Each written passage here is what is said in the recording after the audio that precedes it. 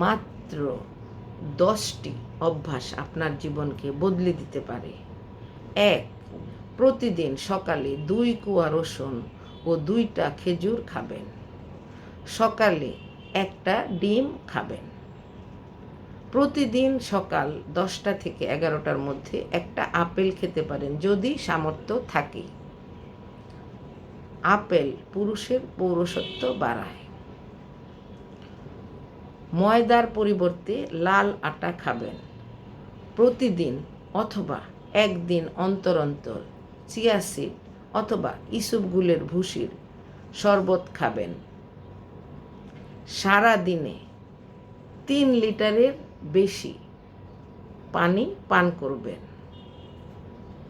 আগের দিন রাতে ভিজিয়ে রাখা কাঠবাদাম 1 মুঠো সকালবেলা খেতে পারেন। রাতে শোয়ার আগে পায়ের পাতা হালকা ম্যাসেজ করেন।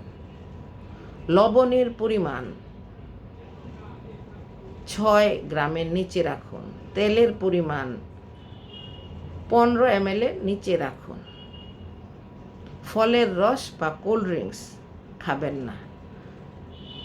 ফল পিস পিস করে কাটুন।